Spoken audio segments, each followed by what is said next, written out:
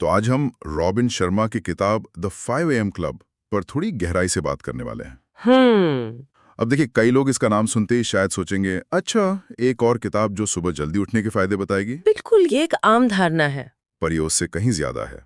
मतलब ये एक कहानी है हाँ, एक कहानी। जिसमें एक अरबपति है जो बेघर जैसा दिखता है, एक सेमिनार है जो बीच में ही रुक जाता है, और एक प्राइवेट जेट भी है।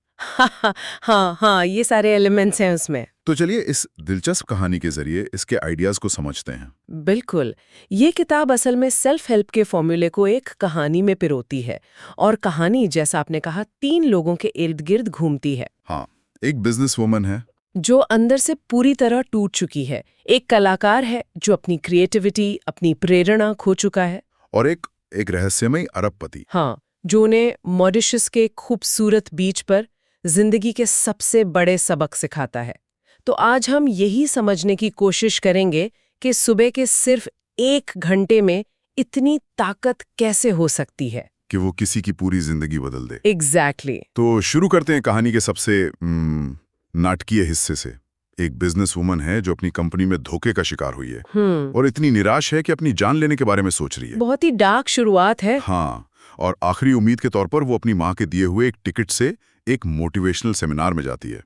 और यहीं उसकी मुलाकात एक कलाकार से होती है जो अपनी प्रेरणा खो चुका है। और वे दोनों जिस इंसान को सुनने आए हैं वो कोई आम स्पीकर नहीं है।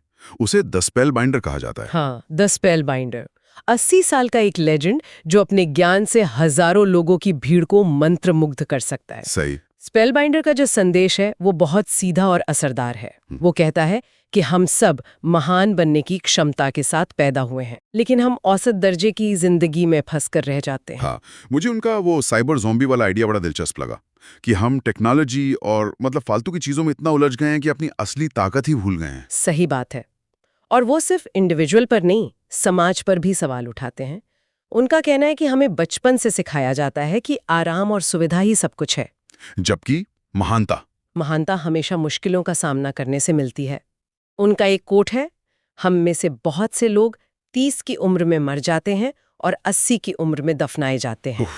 ये सुनने में कितना कठोर लगता है ना? बहुत। पर एक पल के लिए सोचें तो ये उस एहसास की बात कर रहा है जब लोग अपने सपनों को जीना छोड़ देते हैं और बस एक रूटीन में फंस जाते हैं। बिल्कुल, ये बात सीधे दिल पर लगती है।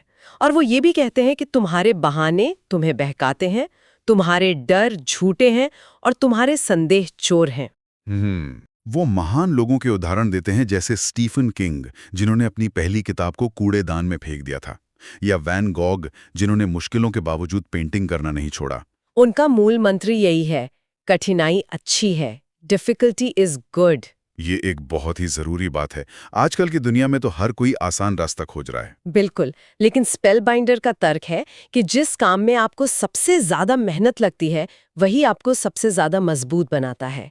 जैसे जिम में वजन उठाने से मांसपेशियां बनती हैं, वैसे ही मानसिक और भावनात्मक चुनौतियों से हमारा चरित्र बनता है। सही। तो स्पेल बाइंडर का संदेश बहुत मजबूत है, लेकिन तभी कहानी में एक बड़ा नाटकीय मोड़ आता है। हाँ, वो मंच पर ही गिर जाते हैं और पूरे हॉल में सन्नाटा छा जाता है। लेकिन ये अंत नहीं, बल्कि एक नई शुरुआत थी। इसी घटना के बाद हमारे दोनों मुख्य किरदार यानी बिजनेसमैन और कलाकार एक ऐसे इंसान से मिलते हैं जो बाहर से कुछ और अंदर से कुछ और ही है। हाँ, और यहीं से किताब अपने सबसे बड़े विचार को सामने लाती है, बाहरी दिखावा और असली कीमत के बीच का फर्क। उन्हें एक बेघर जैसा दिखने वाला आदमी मिलता है, जिसके कपड़े फटे पुराने हैं, बाल बिखरे हुए हैं, लेकिन उसकी बातें किसी दार्शनिक जैसी हैं। और सबसे चौंकाने वाली बात, उसकी घड़ी। हाँ, उसने हाथ में एक ऐसी घड़ी पहनी है जिसकी कीमत एक छोटे मोटे घर जितनी होगी। यही बात मुझे बहुत अजीब लगी। एक मिनट, तो ये आदमी जानबूझकर बेघर होने का नाटक कर रहा है? मतलब कुछ लोगों को ये थोड़ा बनावटी या अजीब लग सकता है। क्या किताब ये बताती है कि वो ऐसा क्यों करता है? ये एक बहुत वैलिड पॉइंट है। किताब के अनुसार ये किरदार, जिसका नाम मिस्टर राइली है, दुनिया के सबसे अमीर लोगों में से एक है। वो ऐसा भेष इसलिए अपनाता है ताकि वो विनम्र बना रहे। अच्छा। और दुनिया उसे उसके धन से न आके। ये एक चरम उदाहरण हो सकता है, लेकिन इसके पीछे का संदेश ये है कि हमें अपनी पहचान अपनी संपत्ति या बाहरी दिखावे से नहीं बनानी चाहिए। उसकी पहली ही बात इस फलसफे को साफ कर देती है। अमीर लोग समय में निवेश करते हैं, गरीब लोग पैसे में निवेश करते हैं। समय ही सबसे बड़ी दौलत है। और फिर वो 4 आंतरिक साम्राज्यों 4 इंटीरियर एम्पायर्स की बात करता है। हाँ, मुझे ये कॉन्सेप्ट बहुत दिलचस्प लगा। ज्यादातर सेल्फ हेल्प किताबें सिर्फ माइंडसेट या सोच बदलने पर जोर देती हैं, सही है। लेकिन यहाँ हार्ट सेट, हेल्थ सेट और सोल सेट को भी उतनी ही अहमियत दी गई है। ये हार्ट सेट का ठीक-ठीक क्या मतलब है? क्या ये इमोशनल इंटेलिजेंस की बात हो रही है? बिल्कुल।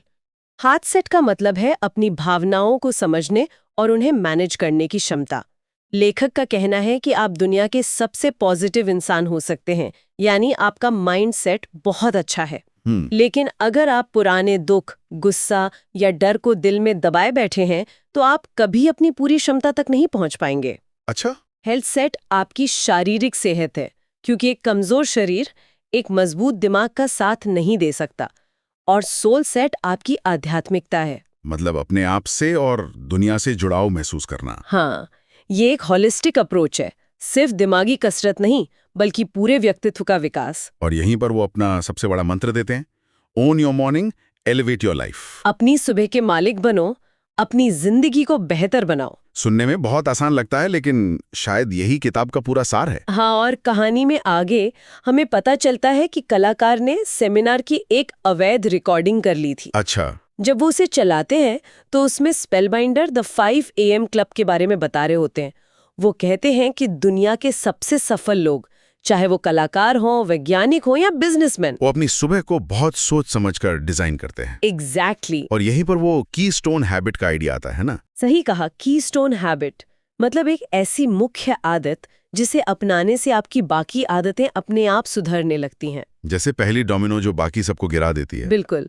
किताब का तर्क है कि सुबह 5 बजे उठना वही कीस्टोन है, हैबिट है। ये सिर्फ जल्दी उठने के बारे में नहीं है, बल्कि दिन की शुरुआत एक जीत के साथ करने के बारे में। हाँ। लेकिन क्या ये वाकई इतना आसान है? क्या सिर्फ सुबह 5 बजे उठने से किसी की पूरी जिंदगी पटरी पे आ सकती है? या ये उन लोगों के लिए ज्यादा काम करता है जिनके पास पहले से ही एक हद तक अनुशासन है? बहुत अच्छा सवाल है। देखिए, किताब का तर्क ये है कि सुबह का पहला घंटा जीतना एक मनोवैज्ञानिक जीत है। Psychological victory. हाँ, जब आप दिन का सबसे मुश्किल काम यानी गरम बिस्तर छोड़ना सबसे पहले कर लेते हैं, तो आपको एक मोमेंटम मिलता है। आपको लगता है कि अगर मैं ये कर सकता हूँ तो मैं कुछ भी कर सकता हूँ। अच्छा। और इसके पीछे एक सीधा साधा न्यूरोसाइंस भी है। अच्छा, वो क्या है? सुबह सुबह हमारे दिमाग में स्ट्रेस हार्मोन कॉर्टिसोल, उसका लेवल सबसे कम होता है। इसका मतलब है कि हमारा मन शांत और कम चिंतित होता है। ठीक है। उसी समय फोकस और खुशी से जुड़े केमिकल्स जैसे डोपामिन और सेरोटोनिन अपने चरम पर होते हैं। तो सुबह का समय दिमागी तौर पर काम करने के लिए प्राइम टाइम होता है। इससे पहले कि दिन भर की ईमेल्स, फोन कॉल्स और परेशानियां हमारे दिमाग पर हावी हो जाएं। बिल्कुल। इसे न्यूरोसाइंटिस्ट फ्लो स्टेट में जाने के लिए सबसे अच्छा समय मानते हैं, जहां आप अपने काम में पूरी तरह डूब जाते हैं। ये तो बहुत दिलचस्प है। तो कहानी को आगे बढ़ाने के लिए ये अरबपति मिस्टर राइली उन दोनों किरदारों को एक बेहद शानदार सफर पर मॉरिशस ले जाता है। हाँ, एक पूरी luxury trip. Private jet, Rolls Royce, ये सब असल में एक प्रतीक है कि जब आप अपनी आदतों को बदलते हैं तो आपकी दुनिया कैसे बदल सकती है। सही है। लेकिन इस यात्रा से ज्यादा जरूरी हैं वो 5 नियम जो उन्होंने वहां सिखाए। क्या आप उन 5 नियमों के बारे में बता सकती हैं? वे इस किताब का असल सार हैं। बिल्कुल। मिस्टर राइली उन्हें सोने की तख्तियों पर लिखे 5 नियम दिखाते हैं। पहला नियम है, ध्यान भटकाने वाली चीजों की लत आपकी रचनात्मकता को खत्म कर देती है। आज के डिजिटल युग में तो ये बहुत ही जरूरी है। बहुत ज्यादा। दूसरा, बहाने बनाने से कोई जीनियस नहीं बनता, यानी जिम्मेदारी लेना सीखो। तीसरा नियम मुझे सबसे ज्यादा पसंद है। कौन सा? हर बदलाव शुरुआत में मुश्किल, बीच में अस्त-व्यस्त और अंत में शानदार होता है। ये तीसरा नियम बहुत जरूरी है। हाँ। क्योंकि हम अक्सर कोई नई आदत शुरू करते हैं और जब कुछ दिनों में मुश्किल लगने लगती है तो छोड़ देते हैं। हाँ, छोड़ देते हैं। ये नियम हमें याद दिलाता है कि ये प्रक्रिया का एक हिस्सा है, असफलता का संकेत नहीं। एकदम सही। ये उस शुरुआती असुविधा को सामान्य बनाता है, नॉर्मलाइज करता है।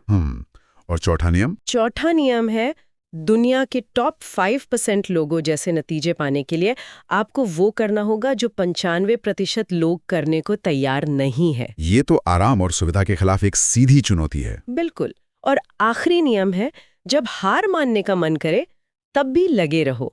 जीत अथक लोगों को पसंद करती है। ये नियम सिर्फ सुबह उठने के बारे में नहीं है। नहीं, ये एक मजबूत मानसिकता बनाने के बारे में है। और फिर मॉरिशस में कहानी का सबसे बड़ा राज खुलता है। हाँ, द बिग रिवील। जब वे बीच पर पहुंचते हैं तो वो देखते हैं कि उनका इंतजार करने वाला व्यक्ति मिस्टर राइली नहीं बल्कि द स्पेल बाइंडर है, जो बिल्कुल ठीक है और मुस्कुरा रहा है। और फिर असली खुलासा होता है कि वो बेघर दिखने वाला आदमी ही असल में अरबपति मिस्टर राइली है। और the spell binder? The spell binder उसकी गुरु हैं जिन्होंने उसे ये सब सिखाया। कहानी का ये मोड़ इस विचार को बहुत मजबूती से स्थापित करता है कि असली शक्ति बाहरी दिखावे में नहीं है। हाँ, बल्कि आंतरिक गुणों, ज्ञान और अनुशासन में है। असली मास्टर वो नहीं जो मंच पर चमकता है, बल्कि वो जो पर्दे के पीछे रहकर विनम्रता से अपना जीवन जीता है। तो कुल मिलाकर द 5 AM क्लब का सार ये है कि दिन के पहले घंटे पर महारत हासिल करके कोई भी अपनी जिंदगी में असाधारण बदलाव ला सकता है। ये सिर्फ जल्दी उठने के बारे में नहीं है, बल्कि उस समय का सही इस्तेमाल करके अपने चारों आंतरिक साम्राज्यों को मजबूत बनाने के बारे में है। हाँ, mind set, heart set, health set और सोल सेट। सही कहा। ये किताब हमें कुछ बहुत मजबूत विचार देती है। पहला, कीस्टोन हैबिट का सिद्धांत कि एक सही आदत आपकी पूरी जिंदगी को बदल सकती है। हाँ। दूसरा, असली और नकली शक्ति के बीच का फर्क जो हमें बाहरी सफलताओं के बजाय आंतरिक विकास पर ध्यान देने के लिए प्रेरित करता है। और तीसरा, लगातार सुधार का महत्व, कि महानता एक मंजिल नहीं बल्कि हर दिन की जाने वाली छोटी छोटी कोशिशों का नतीजा है। इस कहानी में बताए गए बड़े बड़े वादे और नाटकीय मोड़ एक तरफ, पर सुबह के सिर्फ 1 घंटे में ऐसा क्या जादू हो सकता है जो किसी की जिंदगी की दिशा बदल दे? क्या असली शक्ति सुबह जल्दी उठने में है, या उस इरादे में है जिसके साथ कोई उस घंटे का इस्तेमाल करता है?